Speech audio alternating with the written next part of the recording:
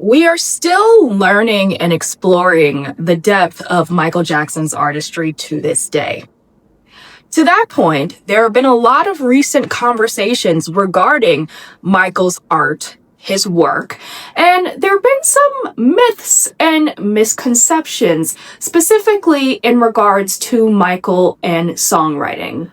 One of the misconceptions that have been spewed about Michael is that he did not write his own music. And ladies and gentlemen, that is not true. Michael Jackson was the definition of a songwriter. In fact, he is in the Songwriters Hall of Fame, and that is for a reason. Folks, you don't get into the Songwriting Hall of Fame if you are not a prolific, historic songwriter. To that point, Michael first began writing songs, or writing music rather, when he was a teenager, maybe even before that. In fact, that is one of the biggest reasons why the Jacksons left Motown Records in the mid-1970s.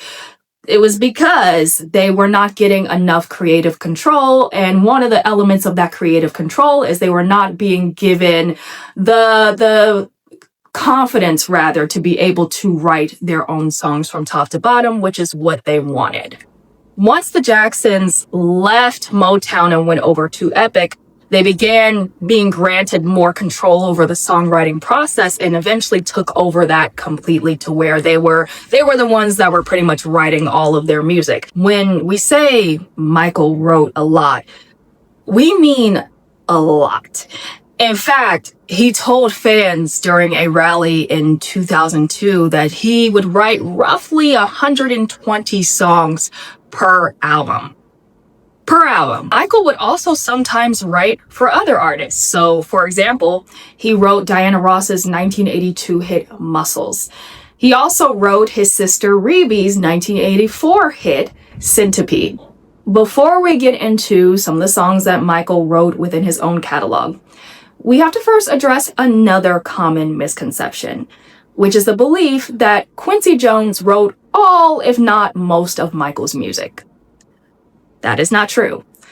While Quincy and Michael did amazing work together, historic work together, 3 of the most legendary, iconic albums in music history with Off the Wall, Thriller, and Bad, at least as it pertains to Michael Jackson, Quincy Jones was a producer. He was not involved in the songwriting process for the most part. So that is not true.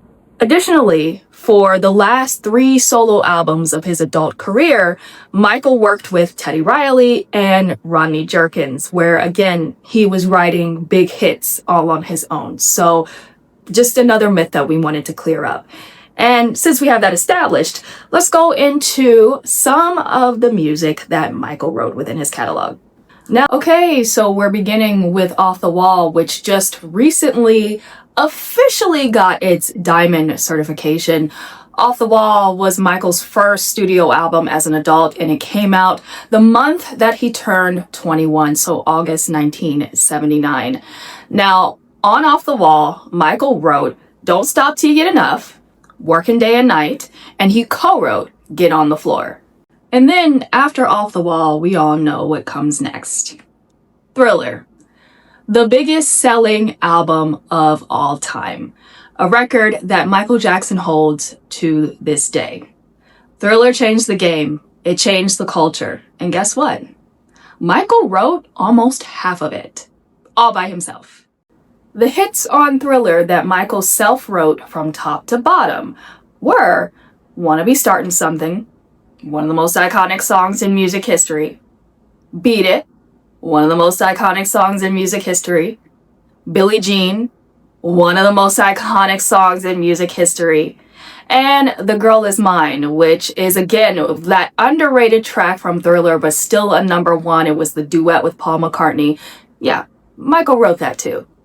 And if you think that's impressive, Michael's next album, Bad, which was released 2 days after his 29th birthday in August 1987, contains 9 out of its 11 tracks written solely by Michael Jackson. Those 9 tracks are Bad, the title track, Speed Demon, Liberian Girl, The Way You Make Me Feel, Another Part of Me, I Just Can't Stop Loving You, Dirty Diana, Smooth Criminal, and Leave Me Alone. We're going to pause for a minute to show you an excerpt from Michael's 1988 autobiography, Moonwalk, where he talked a bit about people doubting his ability as a songwriter. So as you can see behind me, people were sort of coming up to him doubtful and critically asking him, did you really write that?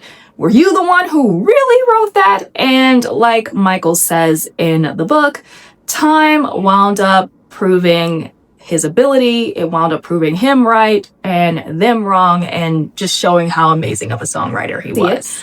Dangerous came out in November 1991. It is one of the biggest selling albums of all time. On Dangerous, Michael self-wrote Heal the World, Who Is It, and Will You Be There? Additionally, Black or White, Can't Let Her Get Away, Give In to Me, and In the Closet were only written by Jackson and one other person. So that would be Teddy Riley or Bill Bottrell. Moving on to History. It was released in June 1995, and again, it is one of the biggest selling albums of all time.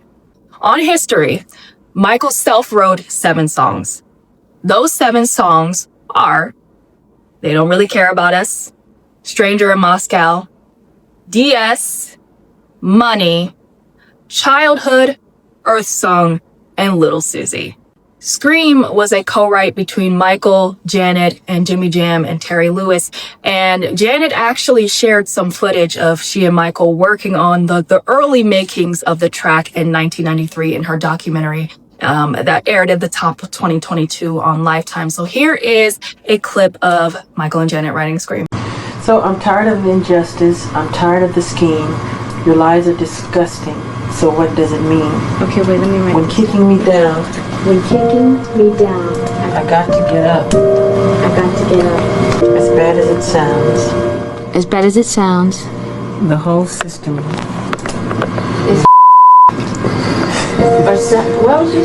whole system is F. The whole system. Mother's gonna love us with this song. I told you not to do this, Janet, but you insisted. You tied my hands behind my back. I did not want to do a song like this. Okay, what else did you put? Invincible, Michael's final studio album, was released in October 2001, and that contained the self-written songs Speechless and The Lost Children.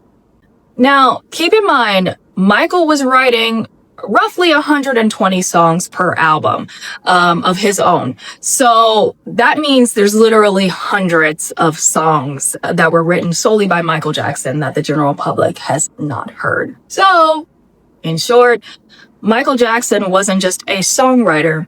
He was one of the best songwriters in music history, and that is why he rightfully has a spot in the Songwriters Hall of Fame.